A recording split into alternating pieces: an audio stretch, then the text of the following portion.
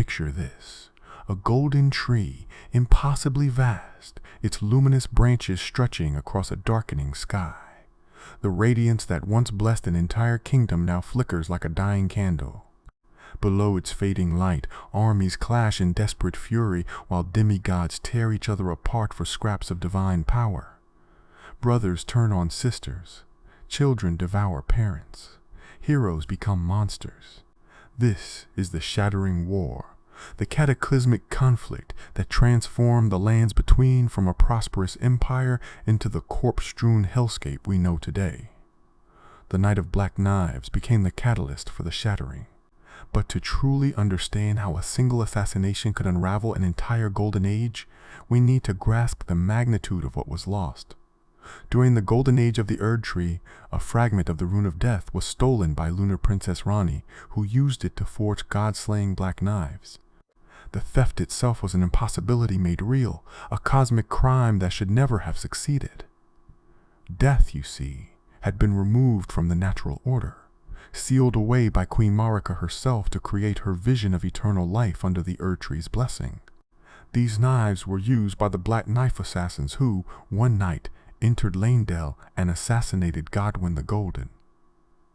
As the assassins fled the capital, an assassin named Tishe was killed protecting her mother Alecto, the leader of the assassins.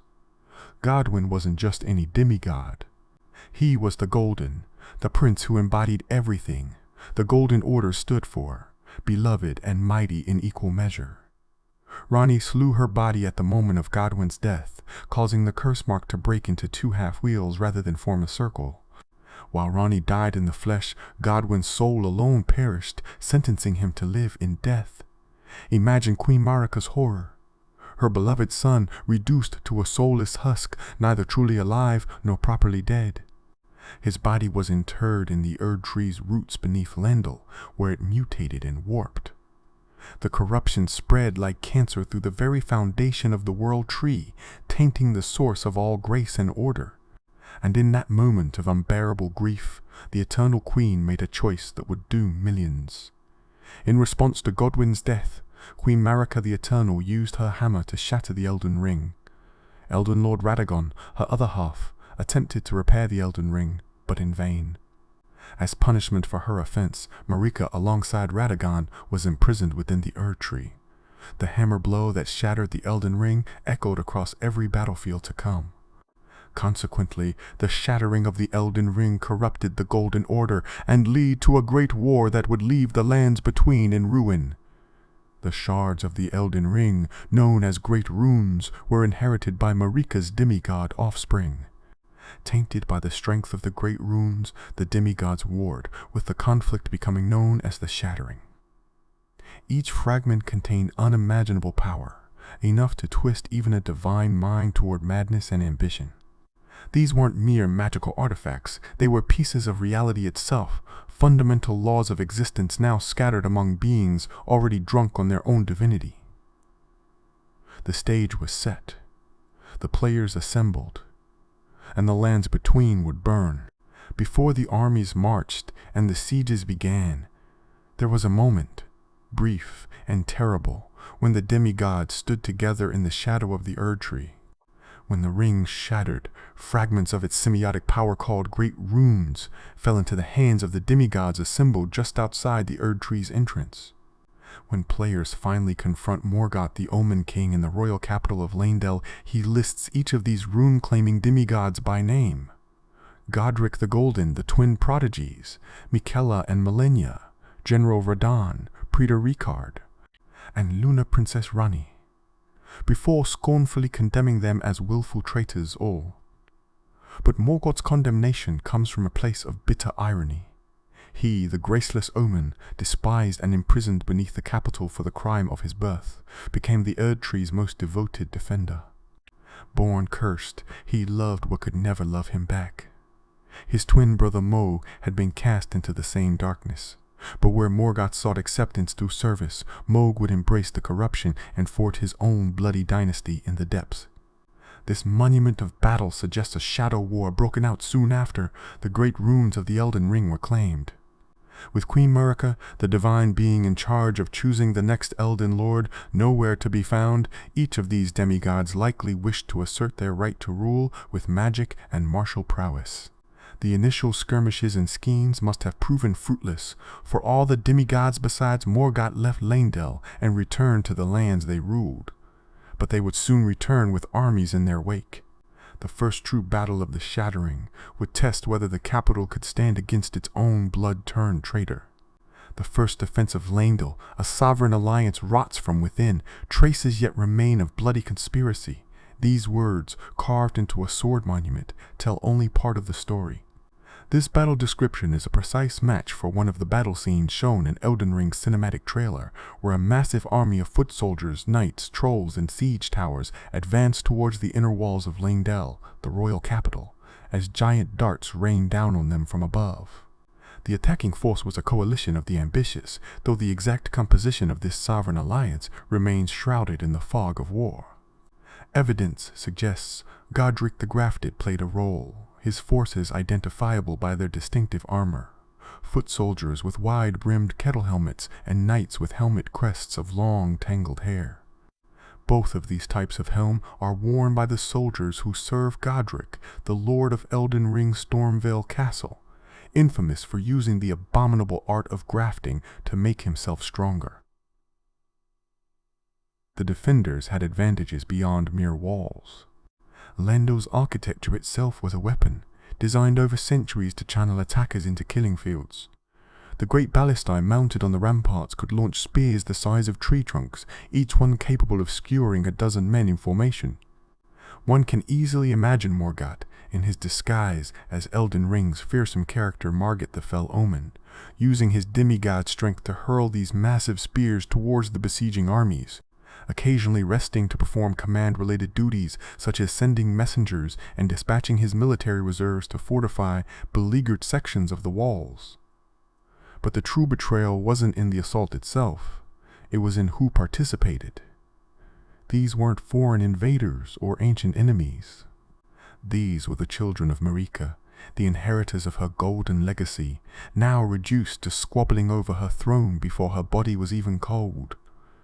The bloody conspiracy mentioned in the monument suggests that the battle was lost, not through force of arms, but through treachery from within. Perhaps guards were bribed, gates left mysteriously unbarred, or crucial intelligence leaked to the attackers. An honorable knight of Leyndell, Kristoff, earned the hero's honor of Erdtree burial for the feat of capturing Godfrey the Grafted. The capital employed the perfumers, and in time past, the role of perfumer was much respected, a blessed apothecary in the eyes of the many. But after entering the battlefields of the Shattering, they performed no such role, trading their aromatics for poisons and explosives. The battle transformed Leyndell's perfumers from healers to killers, their blessed aromatics weaponized into clouds of poison that drifted across the battlefield. The screams of men choking on toxic fog mixed with the crash of siege towers against ancient walls. The golden grass of the Altis Plateau was trampled into bloody mud, and the corpses piled so high they formed new ramparts. It is likely in this same skirmish that Godrick and his men fled from the city and took refuge in Stormvale Castle. After falling from grace, the dregs of the golden lineage sought power and purpose in the past. Godrick's escape was perhaps the most pathetic moment in a war full of them. Kenneth Haight, a pompous but good-hearted aristocrat NPC players can find near the Mistwood, has this to say about the self-proclaimed Lord of Limgrave. Lord? Don't make me laugh. First he hid himself amongst the womenfolk to flee the capital, then hid from Radahn in that castle, then he insulted Malenia, lost to her in battle, only to lick her boots rather than die like a man. Has he no shame, the big girl's blouse? If Godrick was able to disguise himself as a woman in order to flee from the capital with his great rune, he must have still mostly been human back then, not yet deformed by the fusing of countless limbs and body parts to his flesh. Picture it, a demigod of the golden lineage, descendant of Godfrey himself, cowering in stolen skirts while his soldiers died defending his retreat. He smuggled out treasures from the royal vaults, golden veil of intricate design. When Godrick was hounded from Leyndell, the royal capital, this was one of a multitude of treasures he took with him, also known as Marika's mischief. The golden veil he stole would later become a bitter reminder of his cowardice, a treasure named for the very goddess whose legacy he had failed to uphold. His flight south would lead to even greater humiliation.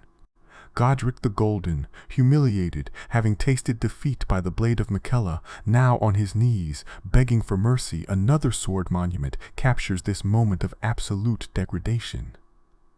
When Malenia and her clean-wrought knights marched through Limgrave, Godrick made the fatal error of challenging her. The battle, if it could even be called that, was over in moments.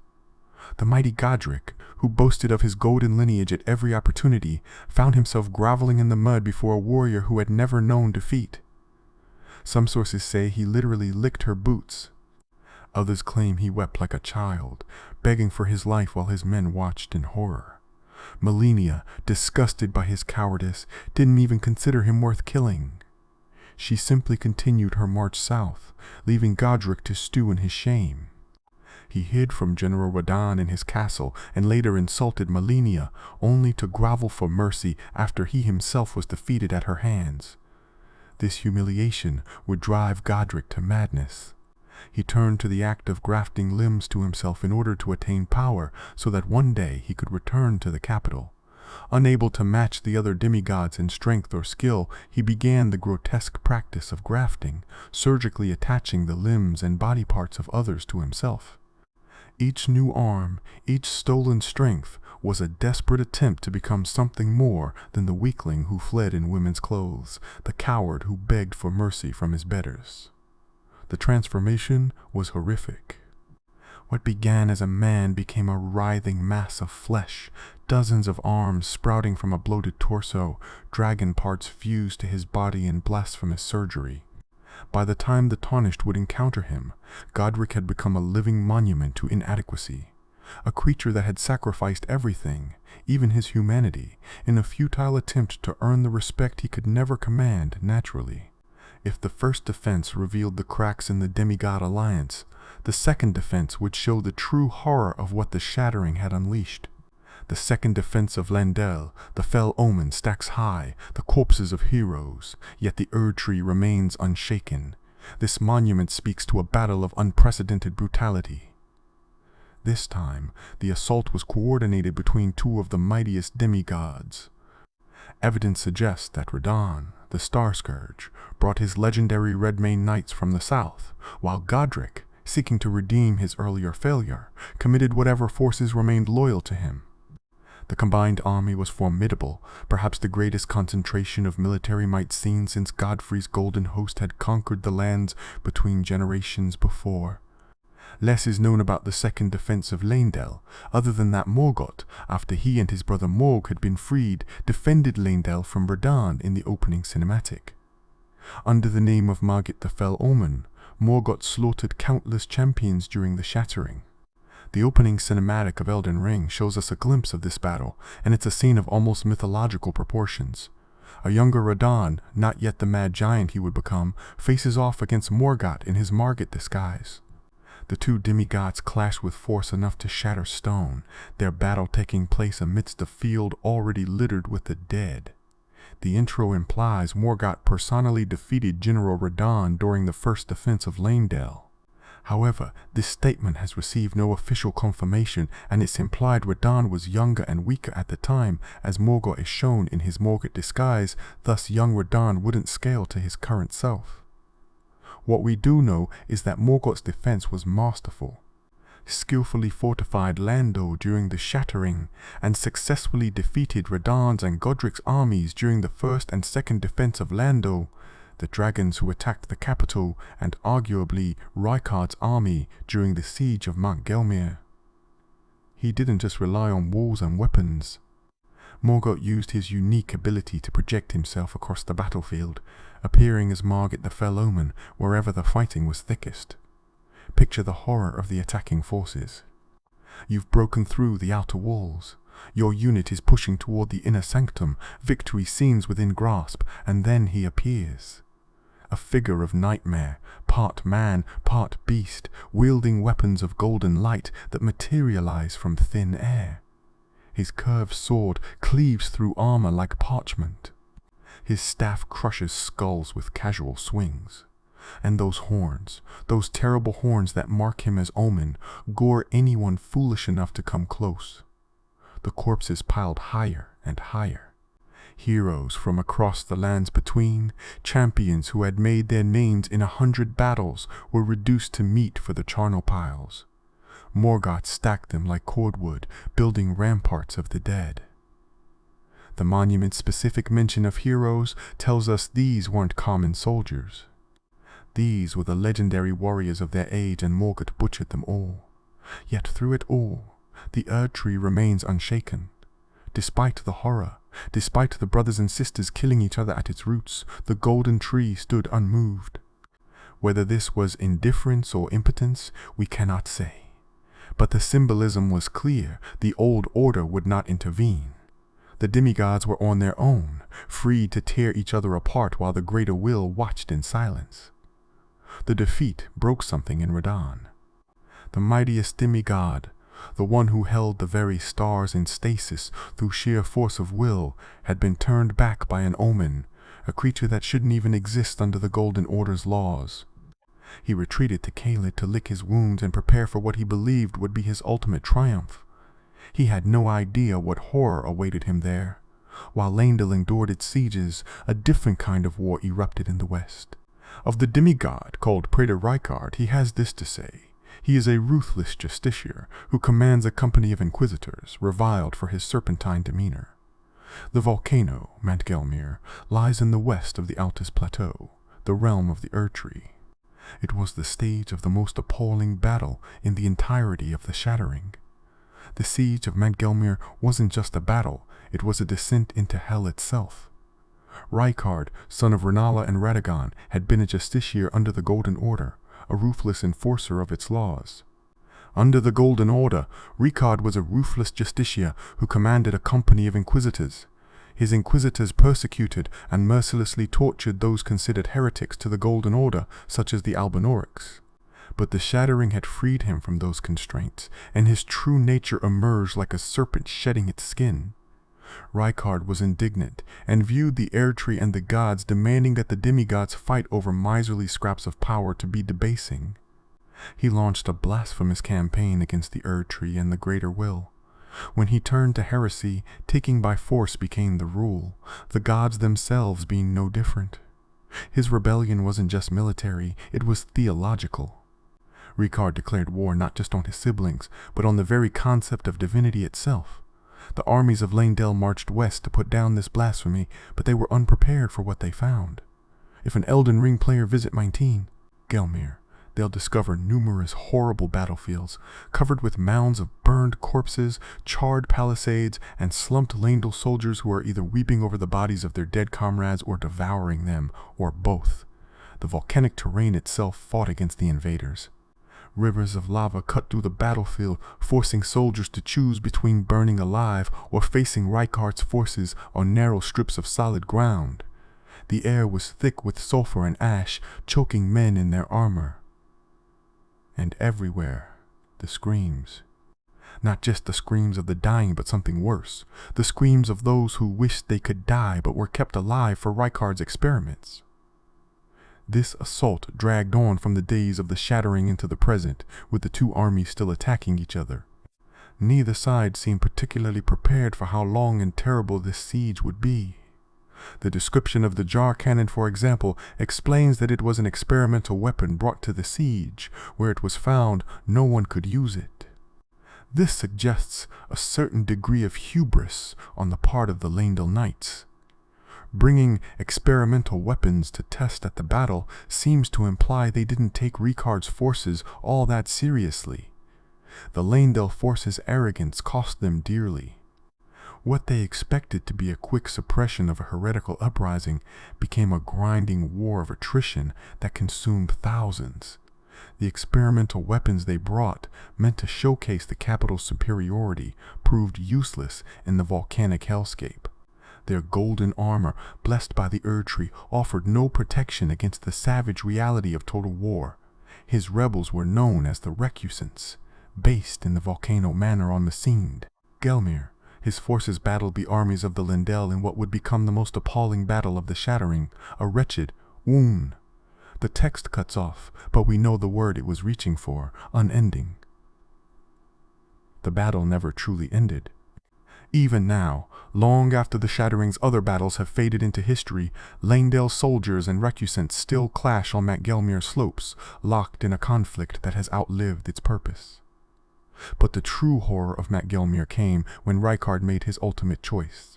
At some point during the Shattering, Rykard fed himself, great rune and all, to the blasphemous serpent that dwelled inside Gelmir, an ancient traitor to the Erdtree, merging with the creature. This wasn't desperation or madness. This was calculation.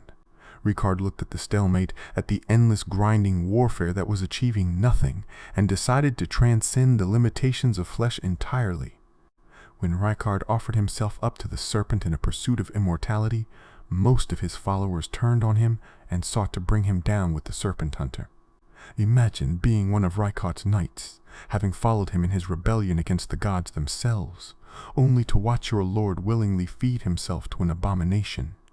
The man who had inspired you with talk of freedom from divine tyranny was now speaking from the mouth of a giant snake, promising to devour the very gods together as family. This is likely what caused the bulk of Rykard's forces to abandon him. The Gelmir Knight set says that no one wears his icon anymore. In addition, the description of the serpent hunter spear tells us that his men started looking for ways to kill him when his ambition turned to greed. The transformation of Rykard marked a turning point in the Shattering. It showed that the demigods were willing to sacrifice not just their followers, not just their kingdoms, but their very humanity in pursuit of power. The noble war for succession had become something far darker, a race to the bottom of depravity where victory would go. Not to the strongest or the wisest, but to whoever was willing to sacrifice the most of themselves. At some point before giving himself to the serpent, Rykard offered Tanith the tonic of forgetfulness to purge her memories of him. However, she refused, claiming, "My lord, there could be no greater distress than to forget you." Tanith was the only human known to stand with Rykard after he merged with the serpent of blasphemy, as in that moment she was truly charmed by him. Her loyalty, perverse as it might seem, was perhaps the only genuine love story to emerge from the Shattering's horror. While others fought for power or glory, Tanith stood by her lord even as he became a monster, finding beauty in his blasphemous transformation. Of all the battles of the Shattering, none would scar the land as deeply as the confrontation between Malenia and Radahn. These weren't just demigods, they were forces of nature, warriors whose strength defied comprehension. The conqueror of the stars, General Radahn, and the blade of Miquella, Malenia the Severed. These two were the mightiest to remain and locked horns in combat. Malenia's march south had been a procession of victory. Perhaps most major of the immediate battles following, the Shattering were the conquests of Malenia. Known as Malenia the Undefeated, she succeeded in every battle she partook in, leaving a trail of swords in her wake. Her clean-wrought knights, warriors who had accepted the gradual putrefaction of their flesh just to fight alongside her, were perhaps the most elite military force in the lands between. Winged Helm of the Clean-Wrought Knights, celebrated for their undefeated campaign in the Shattering. The Clean-Wrought Knights vowed to fight alongside Malenia despite the inevitable, if gradual, putrefaction of their flesh. Their acceptance of their fate made these battles fiercest of all. This marks Malenia's southward march. The blade of Miquella and her clean-wrought knights grant her wings never to be clipped. The poetry of the sword monument captures something essential about Malenia's nature. She wasn't just undefeated, she was untouchable, a warrior who moved through battlefields like a dance of death, her prosthetic arm and leg no hindrance but rather extensions of her lethal grace. Meanwhile, Radahn had transformed Caelid into his personal fortress. General Radahn, the Star Scourge, was much the same, an incredibly accomplished military leader without a significant loss to his name. His Redmane knights were hardened veterans, warriors who had fought alongside their general in countless campaigns. More than that, Radahn himself was perhaps the physically mightiest of all the demigods, a giant who had learned gravity magic specifically so he could continue riding his beloved horse Leonard despite his enormous size. The two forces met in Caelid in what would become known as the Battle of Aeonia. The Battle of Aeonia, Radahn and Malenia locked in stalemate. Then the scarlet rot blooms. The battle began as a conventional engagement, with the clean rot knights clashing against the Redmanes while the two generals sought each other out for single combat. Radahn howled a war cry that could be heard across the lands between, echoing through the hills and into the mountains as he charged to strike at his opponent. Malenia displayed the grace and skill that earned her the title of the Undefeatable. She danced over the field, moving like a blur between bodies, her golden blade striking at Radahn's armor. They were strong strikes, capable of splitting bodies in half with skill alone. But the strength behind them was waning. They had fought for so long, and finally, after days of battle, long after the last of their soldiers had died on the field, long since the last broken spear and shattered shield splintered, the blade of Makella was tiring.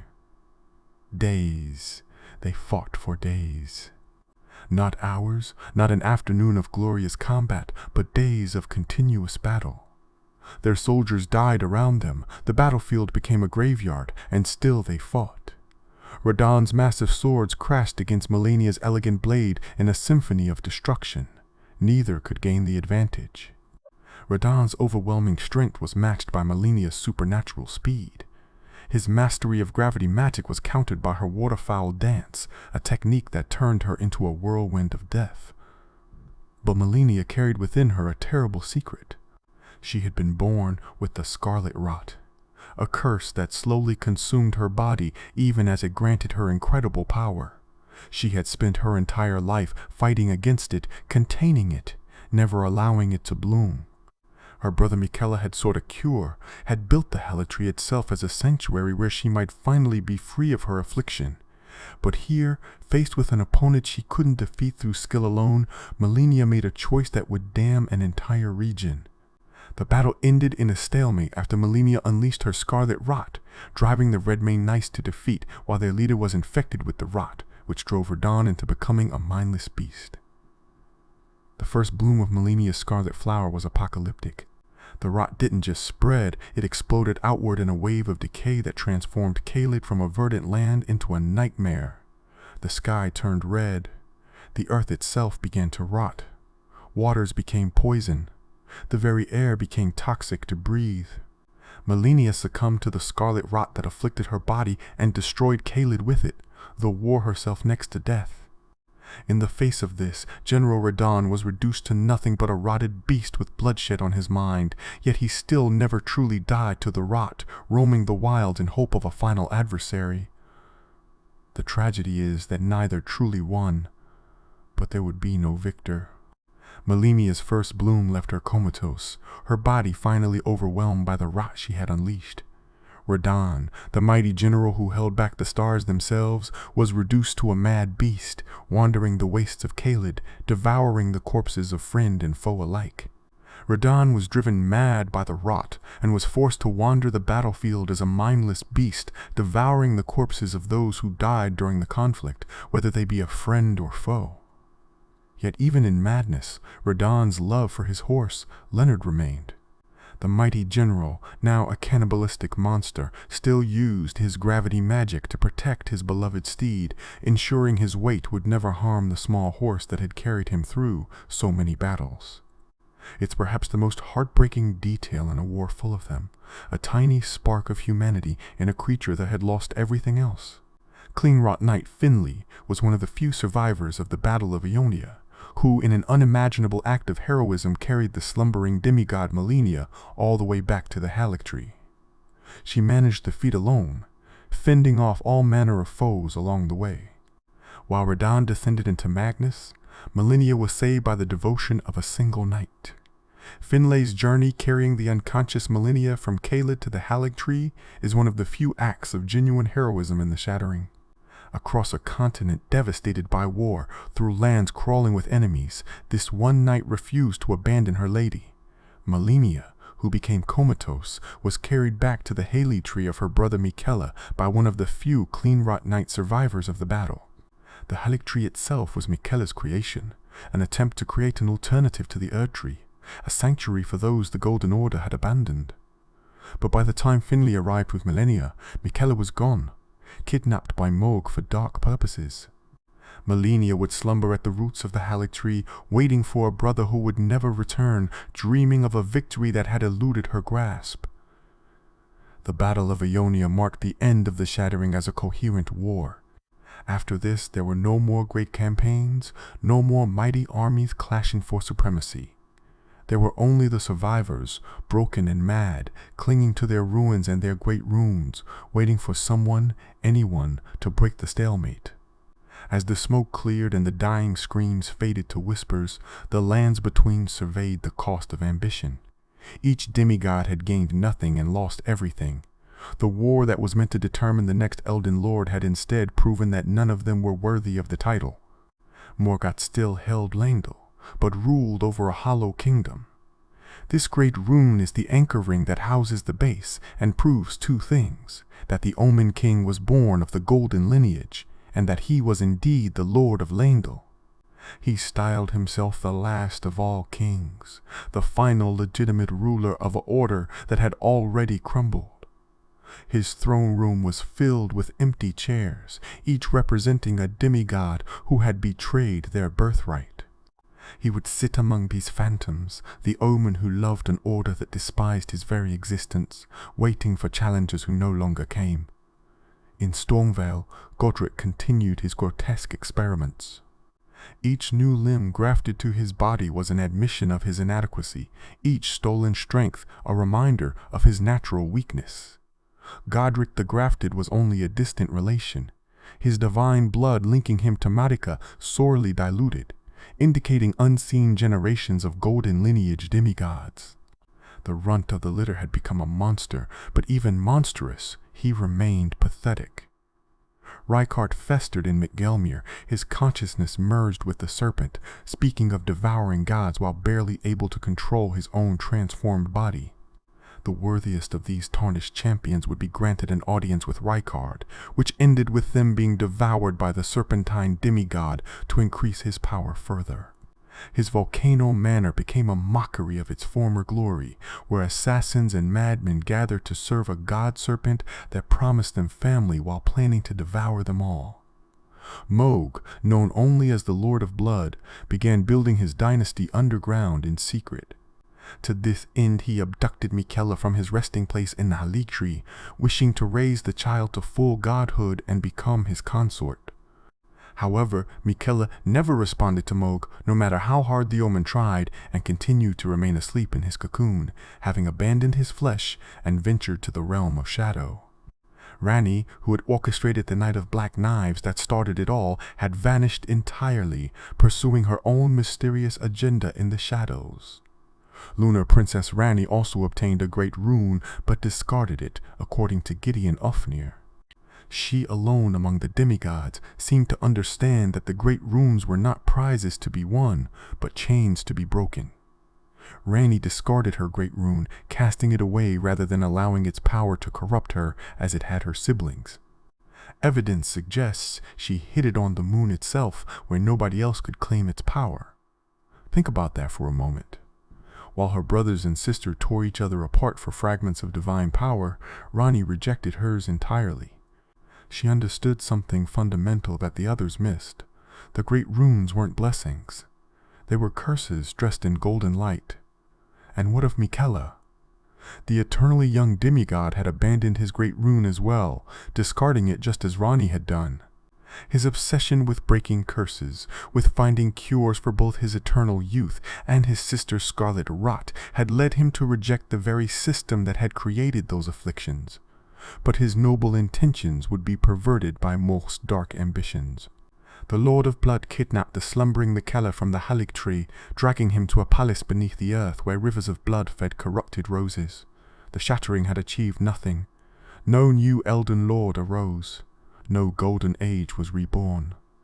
The demigods, those who were meant to be the greatest of Marika's children, had proven themselves to be nothing more than squabbling children fighting over a broken toy. The war's legacy wasn't victory or defeat, but stagnation, a world frozen in the moment of its greatest failure. The scars the Shattering left on the lands between run deeper than the physical devastation. Yes, Caelid rots under a blood-red sky. Yes, Gelmir burns with eternal war. Yes, corpses litter every battlefield from Limgrave to the mountaintops. But the true wounds are spiritual, philosophical, existential. Consider what the war revealed about the nature of divinity itself. These demigods, beings of supposedly transcendent power and wisdom, had proven themselves as petty and destructive as any mortal tyrant. Worse, in fact, because their power allowed them to inflict suffering on a scale no human king could dream of. The Golden Order, which had promised eternal prosperity under the Erd Tree's blessing, had produced only monsters and madmen. The greater will, that cosmic force that had supposedly guided the lands between toward glory, remained conspicuously silent throughout the carnage. The greater will had made no contact for such a long time, supposedly before the formation of the Golden Order. The two fingers, its supposed messengers, could only gesture helplessly while the world burned. Either the greater will didn't care about the suffering of millions, or it was powerless to stop it. Neither possibility offered much comfort to those who had believed in its benevolence. The common people, those unfortunate enough to survive, found themselves living in a world without meaning. The old certainties were gone. The Erd Tree still stood, but its light no longer blessed anyone. Grace had abandoned them. The demigods who should have been their protectors had become their greatest threats. Villages were abandoned, trade routes severed, entire kingdoms reduced to bandit-haunted wastelands.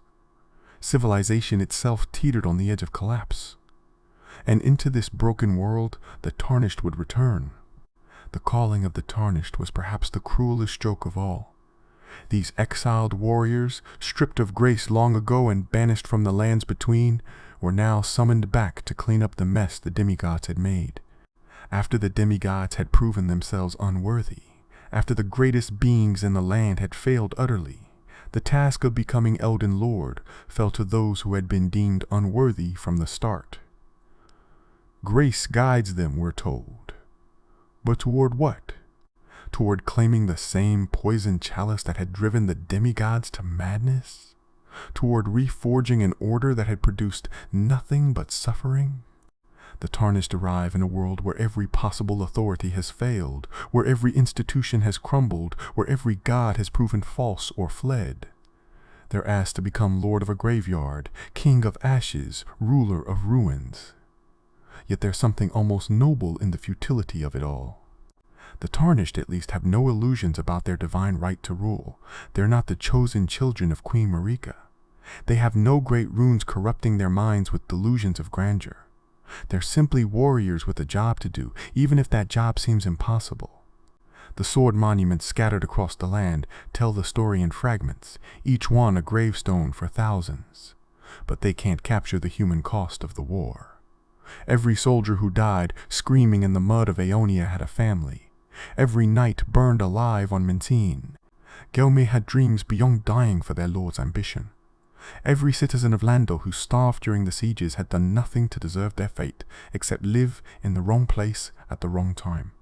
The perfumers who had once been healers, creating blessed tinctures to ease suffering, had become merchants of death. After entering the battlefields of the Shattering, they performed no such role, trading their aromatics for poisons and explosives. Artists became propagandists. Scholars became war mages. Every aspect of civilization was twisted toward destruction. Even love became perverted.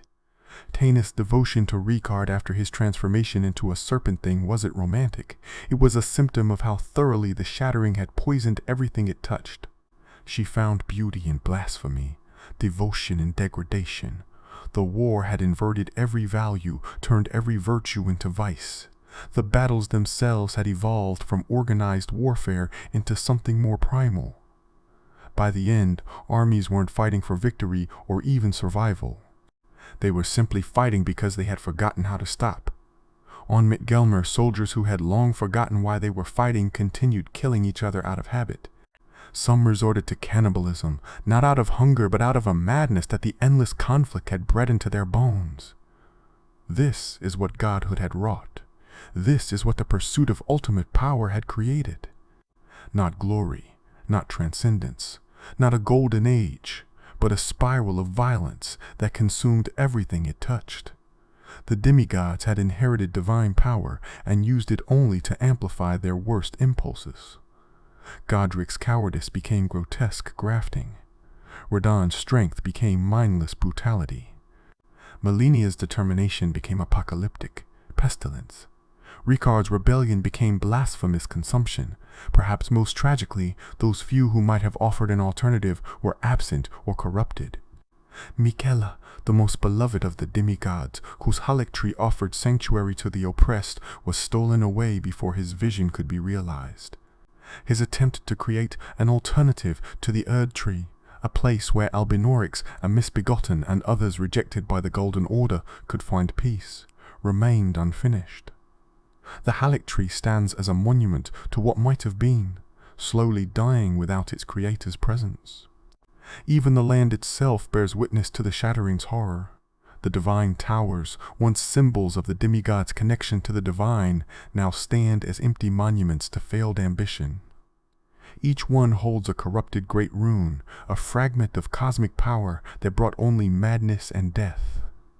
The two fingers atop each tower gesture meaninglessly at the sky, trying to commune with a greater will that no longer listens, if it ever did. The underground cities, the eternal cities that had been banished below for their treachery against the greater will, must have watched the surface world tear itself apart with a certain grim satisfaction. They had been punished for defying the Golden Order, buried alive for their sins. Now that same Golden Order was destroying itself far more thoroughly than they ever could have. But perhaps the greatest tragedy is that it all could have been avoided. If they had simply been aware that the two fingers were not in communion with the greater will, Marika and Ranni could have both understood that their will was their own, and they were not subject to an outer god. They needn't have done any of the convoluted and terrible things they did. The entire war, every death, every atrocity, every moment of suffering stemmed from a fundamental misunderstanding about the nature of their reality. The Shattering was not a war for succession. It was not a struggle between good and evil. It was not even really about power, not at its core. It was about a group of broken children, abandoned by their parents, lashing out at a world that had never loved them the way they needed to be loved. Morgott, the omen who defended the very order that despised him. Godrick, the weakling, desperate to prove he was worthy of his lineage. Radahn, the mighty warrior reduced to a beast. Malenia, the undefeated who couldn't accept a draw. Rykard, the rebel who became the very tyranny he opposed. Each of them, in their own way, was trying to fill a void left by Marika's absence and the greater will's silence. They thought great runes would make them whole. They thought becoming Elden Lord would validate their existence. They thought power would finally make them feel like they belonged. But power without purpose is just destruction. Strength without wisdom is just violence. And divinity without compassion is just catastrophe. As we stand now in the lands between, long after the last great battle has been fought, we can see the Shattering for what it truly was. Not a glorious war, not an epic struggle, not a heroic saga, but a family tragedy played out on a cosmic scale. The mightiest beings in the world, gifted with power beyond imagination, chose to use that power to destroy rather than create, to divide rather than unite, to perpetuate suffering rather than alleviate it. The golden tree still stands, its light dimmed but not extinguished. The demigods still cling to their ruins and their madness. The world waits, suspended between death and rebirth, for someone to break the stalemate. Whether that someone is you, Tarnished, or whether the lands between will remain frozen in this moment of failure forever, only time will tell. But one thing is certain. The Shattering proved that power alone does not make one worthy to rule. The strongest demigod, Radahn, ended up a mad beast. The most skilled Malenia ended up comatose. The most devoted Morgott ruled over emptiness. The most ambitious Rykard became an abomination. Sometimes the only winning move is not to play, as Ranni understood when she cast aside her great rune and pursued a different path entirely. The Elden Ring was shattered. The Golden Order was broken. The age of the Erd Tree was ending. And from the ashes of the old world, something new would have to emerge. Whether that something would be better or worse than what came before, whether the cycle of violence would continue or finally be broken, remained to be seen. The Shattering had asked a question that still echoes across the lands between. What happens when gods go to war? The answer was written in blood across every battlefield, carved into every sword monument, whispered by every ghost. Nothing good. Nothing good at all. The demigods had inherited the world and burned it to ash. They had been given everything and chose to destroy it all. They had the power to be gods and used it to become monsters. This is the legacy of the Shattering. This is what you inherit tarnished, should you choose to pursue the throne. Not glory, but graves. Not a kingdom, but a slaughterhouse. Not subjects, but survivors. The question isn't whether you can claim the Elden Ring and become Elden Lord. The question is whether anyone should. Whether the very concept of such absolute power is inherently corrupting. Whether the lands between would be better off without another God King sitting on a throne of bones. The Shattering War was many things. A family tragedy. A cautionary tale about absolute power. A philosophical examination of divine authority. A meditation on the nature of ambition. But above all, it was proof that sometimes the greatest catastrophes come, not from external threats or ancient evils, but from those who are meant to be heroes choosing to become villains instead. The demigods had every advantage, every blessing, every opportunity to create something beautiful. They chose annihilation instead. And so the lands between wait, scarred and broken, for someone to write the next chapter. Whether that chapter will be one of redemption or further degradation, whether the cycle will break or continue turning, depends on the choices of those who come after. The Shattering is over, but its echoes will reverberate through the ages, a reminder that even gods can fail, that even the mightiest can fall, and that sometimes the most heroic thing one can do is refuse to play the game at all. If you enjoyed this deep dive into the catastrophic Shattering War and the betrayals that transformed the lands between into a graveyard of ambition, please like and subscribe to Keen Civil Lore for more comprehensive explorations of gaming's most fascinating lore and stories. We'll continue uncovering the hidden histories, forgotten battles, and tragic tales that make these virtual worlds so compelling.